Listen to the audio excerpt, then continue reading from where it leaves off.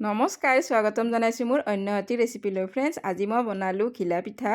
দুই ধৰণে বনাইছোঁ। এয়া দেখিছে, এক ধৰণে মই ডিজাইন দিছোঁ আৰু এটা ধৰণে মই এনেই বনাইছোঁ প্লেন কৰি। আৰু এই ঘিলা পিঠাবিধ মাঘ বিহু যিহেতু আহি আছে, মাঘৰ বিহুত আপোনালোকে বহুদিনলৈ সংৰক্ষণ কৰিব পাৰিব, বনাই থ'ব পাৰিব আৰু খাই কিন্তু খুবেই সোৱাদ লগাকৈ বনাইছোঁ মই। তেন্তে বেছি কথা নকয়, বলকচোন ৰেচিপিটোৰ মাজলৈ যাওঁ। ঘিলা পিঠাকেইটা বনাবৰ কাৰণে এয়া ভাত খোৱা চাউলৰ পিঠাগুড়ি লৈছোঁ মই এবাটি। অকণমান ভাজি লৈছোঁ, বেছি নহয়, অকণমান ভাজি লৈছোঁ। দুবাটি চাউলৰ গুড়িৰে যিহেতু বনাম। আৰু এবাটি লৈছোঁ জহা চাউলৰ পিঠাগুড়ি। জহা চাউলৰ পিঠাগুড়িকেইটাও কিন্তু মই ভাজিয়ে লৈছোঁ অকণমান। তাৰপাছত এয়া অকণমান নিমখ দিছোঁ আৰু দিছোঁ মই এয়া গুড় আধা বাটি, সম্পূৰ্ণ এবাটি দিয়া নাই, গুড় আধা বাটি এতিয়া মই ইয়াতে দি দিছোঁ।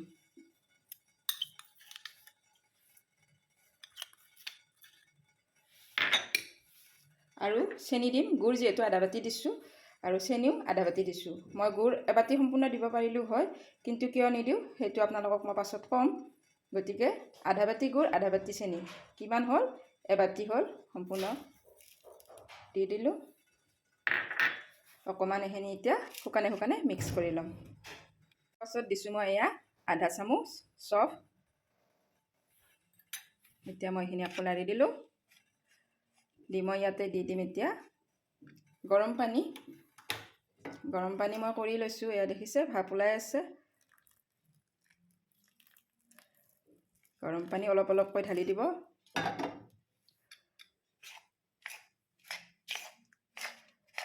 আপোনালোকে যদি বেছিকৈ পিঠাগুড়িৰ বনায় তেন্তে মিঠাটো বেছিকৈ দিব, গুড় আৰু চেনি বেছিকৈ দিব পাৰে।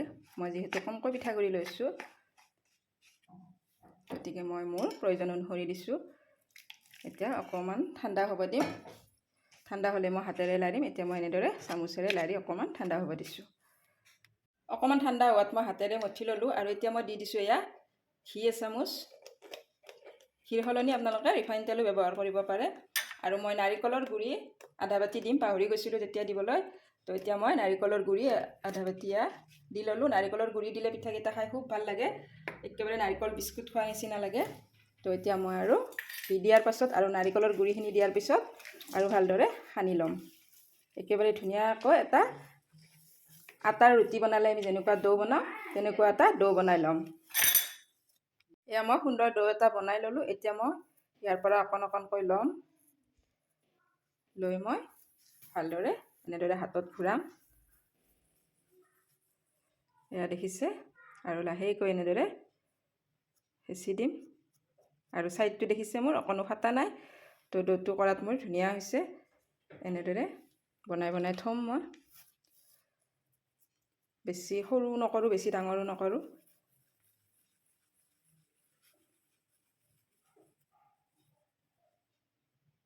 এনেকৈ অকণমান হাতেৰে প্ৰেছ কৰি দিব। হৈ গ'ল, গোটেইকেইটা মই এনেদৰে বনাই লওঁ। তো এইকেইটা মই এনেদৰে বনাই ল'লোঁ। আৰু বাকীকেইটা মই কেনেকৈ বনাইছোঁ আপোনালোকক দেখুৱাই আছোঁ। বাকী এই ৰৈ যোৱা ডোখিনিৰ মই ঠিক একেধৰণে এনেদৰে হাতত লৈ লৈছোঁ। লৈ একেধৰণে এনেকৈ দিম, ঘূৰাই দিম। তাৰপাছত মই অকণমান প্ৰেছ কৰি দিছোঁ। আৰু তাৰপাছত মই লৈছোঁ এখন চুৰি, আৰু এই চুৰিখনৰ ওলোটা ছাইডেৰে মই এনেকৈ দিম।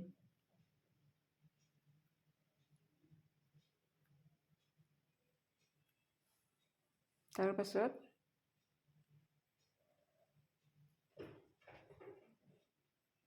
এনেকৈ আকৌ এবাৰ দি দিব।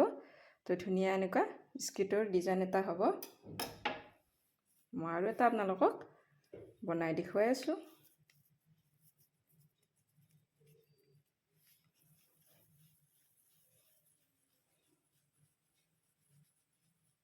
অকণমান এনেদৰে প্ৰেছ কৰি দিব। দি আকৌ চুৰিখন এনেকৈ দিব।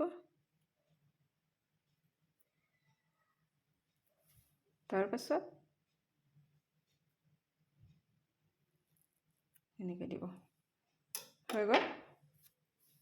এইকেইটাও মই এনেধৰণে বনাই লওঁ। এইকেইটাও মই বনাই ল'লোঁ। দেখিছে ধুনীয়া লাগিছে ডিজাইনটো।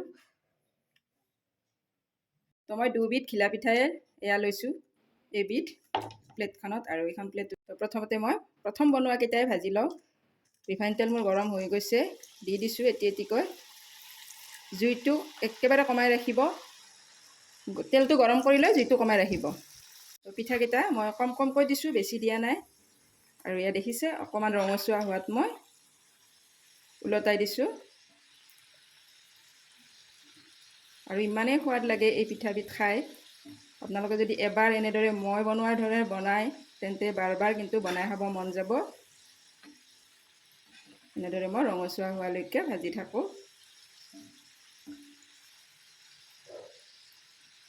আৰু এয়া পিঠাকেইটা মোৰ হৈ গৈছে ৰঙচুৱা, মই এতিয়া নমাই লওঁ।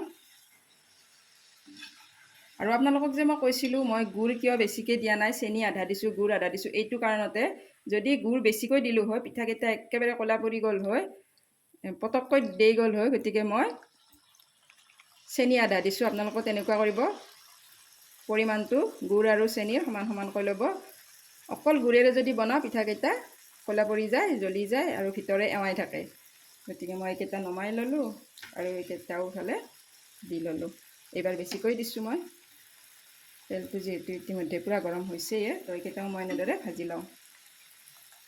এতিয়া মই অকণমান ৰঙচুৱা হোৱাত মই আকৌ ওলটাই দিছোঁ পিঠাকেইটা। এয়া দেখিছে এটা পিঠি মোৰ ৰঙচুৱা হৈছে। তো এনেদৰে মই এইকেইটা পিঠা ভাজি লওঁ। ফ্ৰেণ্ডছ, মোৰ ৰেচিপিবোৰ চাই যদি আপোনালোকে ভাল পায় তেন্তে এটা লাইক কৰিব, কমেণ্ট কৰিব। চেনেলটোলৈ যদি নতুনকৈ আহিছে তেন্তে এটা ছাবস্ক্ৰাইব কৰি কাষতে থকা বেল আইকনটো প্ৰেছ কৰি দিব। তেতিয়াহ'লে মই দিয়া ৰেচিপিবোৰ আপোনালোকে পোনপ্ৰথমে পাব। আৰু এয়া এইকেইটাও মোৰ হৈ গ'ল ধুনীয়াকৈ, দেখিছে একেবাৰে কি সুন্দৰ হৈছে, অকণো কিন্তু ফাটিও যোৱা নাই। আৰু ছাইডটো কি ধুনীয়া হৈছে আৰু এটা শ্বাইনিং আহিছে। তো এনেদৰে কম জুইত অলপ সময় ভাজিব। আপোনালোকে গম পাব যেতিয়া ধুনীয়া এটা কালাৰ আহিব তেতিয়া নমাই ল'ব। এটা হৈ গ'ল মোৰ, নমাই লৈছোঁ। আৰু দেখিছে মোৰ ইমান ধুনীয়া হৈছে ঘিলা পিঠাকেইটা, ছাইডটো কিন্তু অকণো ফাটা নাই আৰু ইমান ধুনীয়া এটা কালাৰ আহিছে। দেখিয়ে কিবা খাওঁ খাওঁ লাগিছে, হয়নে? তো মই এতিয়া নমাই লৈছোঁ এইকেইটাও। আৰু এই পিঠাবিধ নমোৱাৰ পাছতো কিন্তু অকণমান কালাৰ আহে। এতিয়া মই এই ডিজাইন দিয়াকেইটা লওঁ ভাজি।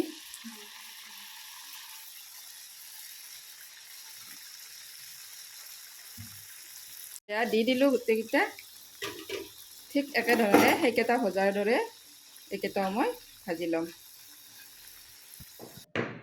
আৰু সেইকেইটাৰ নিচিনাকৈ এইকেইটাও মই এতিয়া ভাজি লৈ আছোঁ। আৰু এই ঘিলা পিঠাকেইটা একদম বেকাৰী বিস্কুটৰ নিচিনা দেখা হৈছে, যিকেইটাত মই চুৰিৰে ডিজাইন দিলোঁ। মানে চুৰিৰ পিছফালটোৰে আপোনালোকে এনেকৈও বনাব পাৰে, প্লেনকৈও বনাব পাৰে। দুটা প্ৰক্ৰিয়াৰে কিন্তু ভাল লাগে। আৰু এইকেইটা পিঠাও মোৰ এতিয়া 2 মিনিটমান ভজাৰ পাছত ধুনীয়া ৰং আহিছে। আৰু এতিয়া মই নমাই ল'ম। জুইটো কমাই, সেইকেইটা যেনেকৈ জুই কমাই ভাজিছিলোঁ এইকেইটাও সেই ঠিক একেধৰণে জুই কমাই ভাজিছোঁ। এতিয়া নমাই ল'ম। এই পিঠাকেইটা মোৰ ভজা হৈ গ'ল, দেখিছে। মই গেছটো অফ কৰি দিছোঁ যিহেতু তেলখিনি ইতিমধ্যে বহুত গৰম হৈ গৈছে লাষ্টৰ এইখিনি। গতিকে মই এতিয়া পিঠাকেইটা নমাই ল'ম।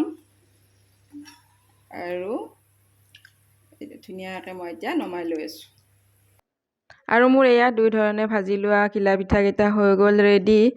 আৰু এতিয়া ঠাণ্ডা হোৱাৰ পাছত টেমাত ভৰাই থৈ দিম। আৰু ৰেচিপিটো কেনেকুৱা পালে জনাবলৈ একেবাৰে নাপাহৰিব।